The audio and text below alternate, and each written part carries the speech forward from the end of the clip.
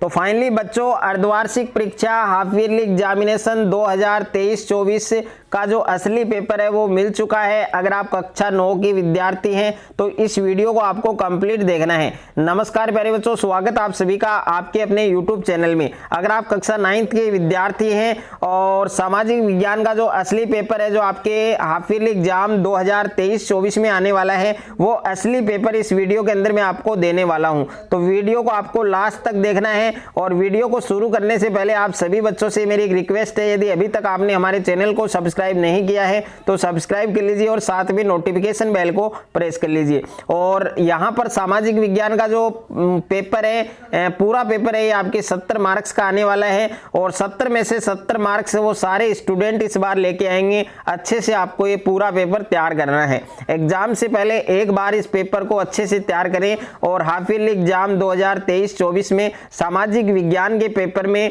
आप सभी बच्चों को 70 में से 70 मार्क्स वो पूरे लेके आने हैं। और जो समय है, जो टाइम है पेपर में, वो इस बार आपको 3 घंटे 15 मिनट का टाइम है वो दिया जाएगा। तो पूरा पेपर आप सभी बच्चे अच्छे से याद करें, अच्छे से तैयार करें। और सबसे पहले पेपर को पढ़ने से पहले आपको सामान्य निर्देश दे रखे हैं कि यहाँ पर सर्वप्रथम परीक्षार्थी प्रश्न पत्र पर अपना नामांक अवश्य लिखे, यानी जो पेपर है उसमें आपको रोल नंबर लिखना है और सभी प्रश्न करने आपको अनिवार्य हैं और प्रत्येक प्रश्न का उत्तर दी गई उत्तर पुस्तिका में लिखिए। पेपर में कोई भी आंसर आपको नहीं लिखना है और प्रश्न पत्र के हिंदी और अंग्रेजी रूपांतर में अगर किसी भी प्रश्न में त्रुटि है तो उसमें आप हिंदी भाषा का प्रयोग है वो कर सकते हैं। ओके, तो अच्छे से आपको ये पूरा पेपर प्यारे बच्चों तैयार करना है और वीडियो को आपको लास्ट तक देखना है। और इस पेपर का जो PDF है वो आपको कहाँ पर मिलेगा, कैसे आपको डाउनलोड करना है, इसी वीडियो के अंदर मैं आपको बताऊंगा।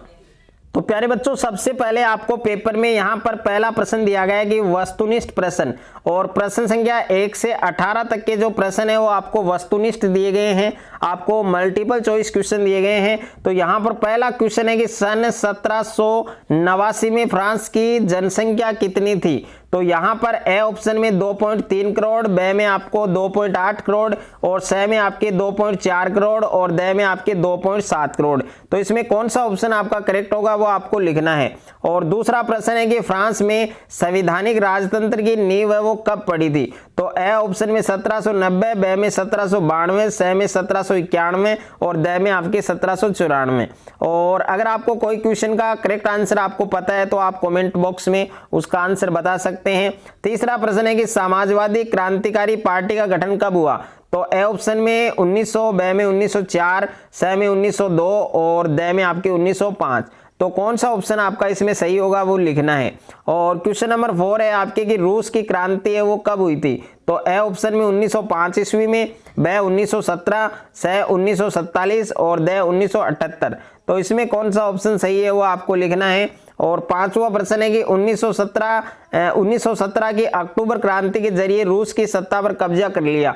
तो ए ऑप्शन में उदारवादियों ने, बे में आपके रेडिकलों ने और स में आपके समाजवादियों ने, द में आपके रूढ़िवादियों ने। तो कौन सा ऑप्शन आपका सही होगा वो आपको बताना है।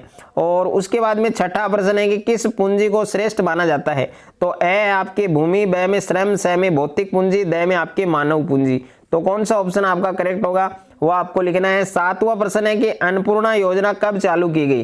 तो ए ऑप्शन में 2000 और बे में आपके 1999, स में 2002 और द में 2004। तो कौन सा ऑप्शन आपका सही होगा वो लिखना है। और आठवां प्रश्न है कि लोकतंत्र का अर्थ है, यानी डेमोक्रेसी का जो अर्थ है वो क्या होता है। तो ए ऑप्शन है जनता का शासन और बे जनता के लिए शासन, स में जनता द्वारा शासन और द में उपरोक्त सभी। तो कौन सा ऑप्शन आपका सही होगा वो लिखना है। और उसके बाद में 9वां क्वेश्चन है आपके कि भारत की मतदाता की आयु निश्चित है। तो क ऑप्शन में 16 वर्ष, ख में 18 वर्ष और ग में 21 वर्ष और घ में 20 वर्ष।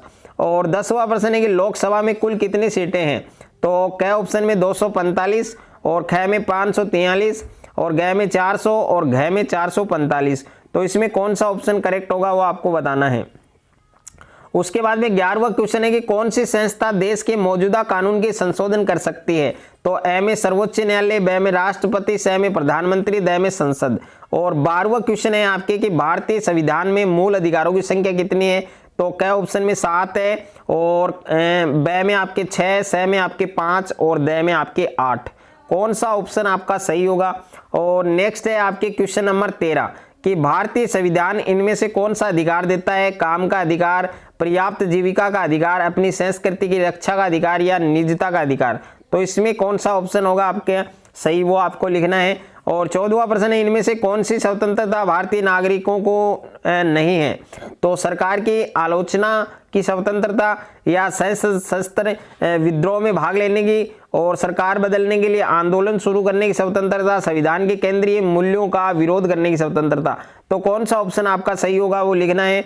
15वां प्रश्न है कि एक स्थलीय भाग जो 3 ओर से समुद्र से घिरा है क्या कहलाता है, तट कहलाता है, प्रायद्वीप, द्वीप और इनमें से कोई नहीं। तो कौन सा ऑप्शन करेक्ट माना जाएगा वो आपको लिखना है। प्यारे बच्चों 16वां क्वेश्चन है आपके कि ग्रीष्म ऋतु में उत्तरी मैदानों में चलने वाली पवन को क्या कहा जाता है।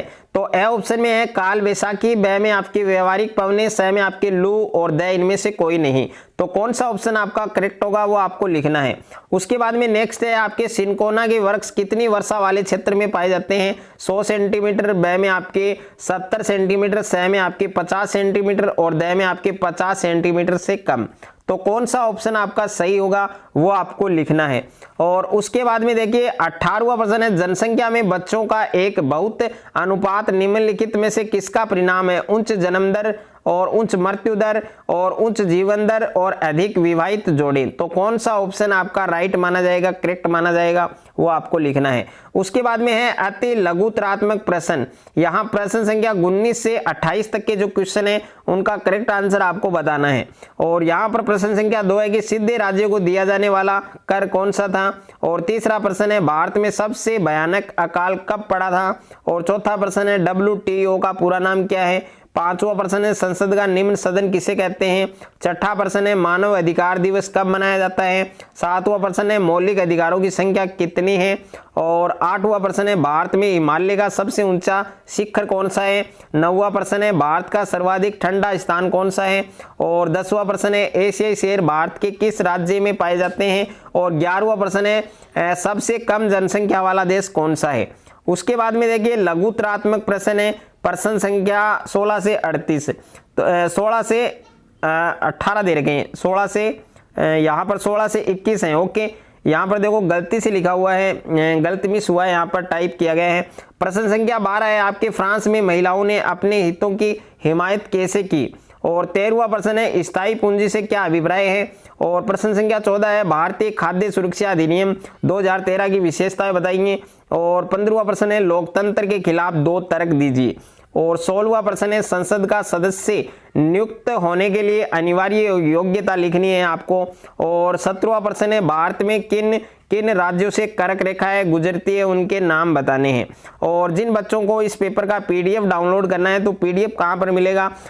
इस पेपर का PDF है वो आपको WhatsApp चैनल और टेलीग्राम चैनल में मिलेगा। अब WhatsApp चैनल और टेलीग्राम चैनल दोनों का लिंक है वो डिस्क्रिप्शन में मिलेगा, वहां जाकर आप दोनों चैनल को फॉलो कर सकते हैं, ज्वाइन कर सकते हैं, वहां से आप पेपर का PDF डाउनलोड कर सकते हैं। और 18वां प्रश्न है कि बरखान क्या है। 19वां प्रश्न है भारत की मुख्य ऋतुओं के नाम लिखिए। 20वां प्रश्न है भारत के किन्हीं 3 राष्ट्रीय उद्यानों के नाम बताइए। 21वां प्रश्न है जनसंख्या वृद्धि से आप क्या समझते हैं। उसके बाद में लघुतरात्मक प्रश्न है, यहाँ पर ये भी गलती से लिखा हुआ है। तो प्रश्न संख्या 22 है कि खूनी रविवार से क्या अभिप्राय है। और 23वां प्रश्न है घुमंतु कृषि को समझाइए। तो प्यारे बच्चों ये पूरा पेपर आपको अच्छे से तैयार करना है। पूरा पेपर आपके असली है और हाफ ईयरली एग्जाम 2023-24 में आने वाला है। सभी जिलों के लिए इंपॉर्टेंट पेपर है, तो अच्छे से आपको तैयार करना है। और जिन बच्चों ने अभी तक चैनल को सब्सक्राइब नहीं किया है तो सब्सक्राइब जरूर करें।